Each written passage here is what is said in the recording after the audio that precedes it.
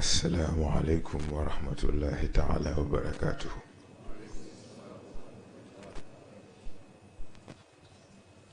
L'homme. De quoi s'agit-il?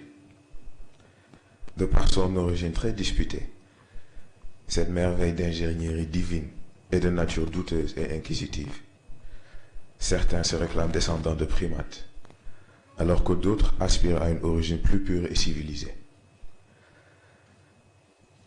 À travers la marche du temps, ce prodige errant, souvent plus intéressé par sa survie et son confort de vie, s'est bâti des cités et d'énormes civilisations afin d'assurer une certaine longévité. Conquête sur conquête, l'homme s'évertue à contrôler et à manipuler le monde qui l'entoure et à le plier à ses envies. Cependant, une question persiste. Quelle est la finalité du projet homme? Une question que l'homme n'a su répondre, malgré les vastes étendues de logique et de savoir, malgré les plaines profondes de la religion. Et pourtant c'est une évidence claire et confirmée, époque après époque. Pour certains, cette évidence porte le nom de nature et exige de l'homme le respect du cadre de vie qui l'entoure. Pour d'autres, elle porte le nom de science et exige que chaque fait, chaque information soit confirmée et vérifiée à travers l'analyse et l'interprétation logique. Pour d'autres, il s'appelle le rien. Pour d'autres, un autre nom. Car pour chaque nom, car pour chaque homme, il y a une perception, qu'elle soit complète ou incomplète, objective ou subjective. La seule constante est donc la présence certaine de cette évidence. À notre niveau, nous préférons adopter un nom plus complet, plus objectif, et qui ne dépend d'aucune réalité, d'aucune perception, l'origine de toute existence, Allah, le souffle premier. Bien qu'étant associé à la religion musulmane, Allah n'est en aucun cas confiné par l'imagination des esprits impolis qui tentent en vain de lui donner une apparence ou une appartenance. Le souffle de vie étant à l'origine de tout et de tous, est la fondation sur laquelle la supériorité de l'homme est basée. Car ayant été doté de trois dimensions distinctes, aux premières allures faibles et banales, l'homme a aussi été doté d'un potentiel illimité, à travers lequel tous ses composants peuvent être reforgés et améliorés d'une façon exponentielle.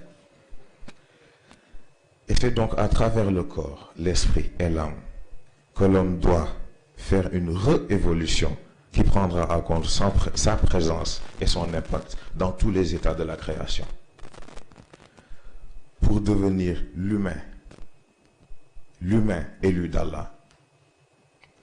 Il reste alors à l'homme une dernière conquête, la plus noble conquête, celle de soi, celle qui lui ouvrira la voie de l'héritage qui lui a été destiné.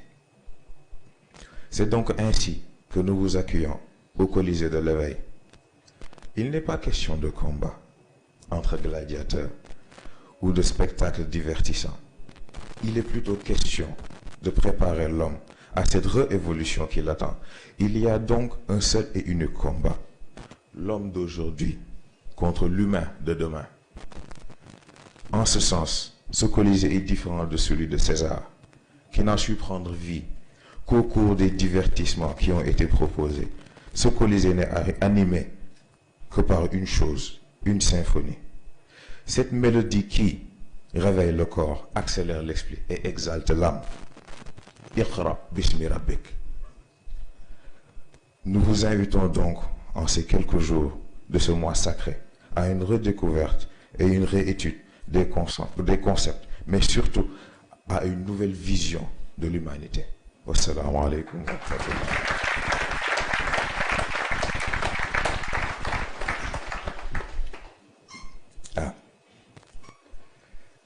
ñoo ngi jéggulu ci baatu tubaab bi waaye dafa am kilifa boo xam ne boo ko amee da ngay bàyyi xel ni am na ku nekk. boo amee ku nekk nag yow it foog nga mën a wax ak ku nekk.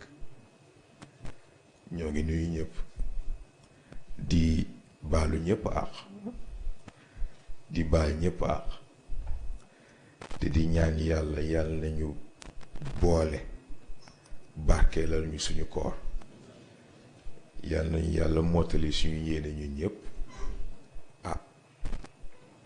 kàddu yi sax jarul muy gën a gudd ndax yàlla xam ne lii ñu indi fekk nañ boroom yëf yi wax ko. xanaa complété li ñuy mën a complété rek participer li ñuy mën a participer waaye matoon na ba pare. niñ déggee léegi góor gi indi ko doomu aadama dafa am nit am projet bi nag bu amee nit a tax ñuy wax waaye lan mooy nit nit mooy doomu aadama bi yitte ak jom tabax. ndax jom ak yitte mooy tax doomu aadama xam ni yàlla doy na ko leneen lu dugg àjjana di noos. jom ak yitte mooy tax nit xam ni gannaaw àdduna gi ak lu mu fi mën ci sonn am na foo xam ne par force il faut mu dellu fa te mooy ci boroomam. kon nag balaa moo dem il faut mu defaru fii ba bu taxawee ci kanamam durus. loolu mooy objectif Colisée bi ñu tudd. xëy na Colisée ba ñu mii noonu booy ba nekk ca Rome xeex fii noos fële loolu yëngaluñu intéressé wuñu ndax combat bi ñu intéressé mooy bi nit war a dundee bis bu nekk. ndax nit bu nee avancé naa bu yamee ci kàddu amul sens. nit bu nee avancé naa il faut mu natt boppam par rapport ak fi mu tolloon.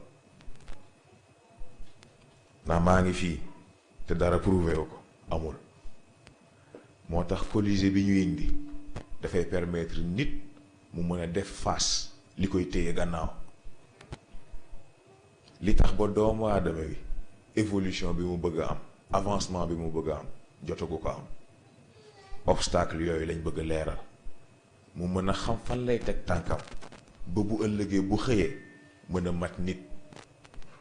looloo ñu yitteel. moo tax cadre bi ñu def ko xëy na kàddu yi comme ni ma ko waxee jarul muy gudd sax ndax yeneen fan a ngi ñëw te ñoo koy bokk ak yéen incha allah. moo tax l'essentiel moo nekkoon loolu. xëy na di gën a baalu àq rek ndax mu doon na demee neneen sax te incha allah danañ ci àgg. guddi na ba pare te xam naa yenn njaay ak yenn njóobee ñi fi mu toll nii reer bi la ñuy xalaat. kon nag ñu yamale kàddu gi foofu. wassalaamu aleykum wa rahmatullahi taala wa barakaatu.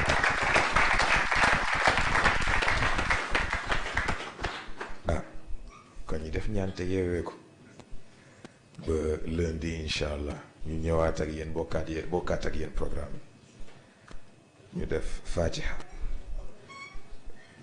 juróom-ñetti Quraysh falaxee ak naas ayatul kursi tëjee ko salaatul fatih ñu def ko hadiyi yonent bi ak képp ku mu am. wassalaamu aleykum bismillah.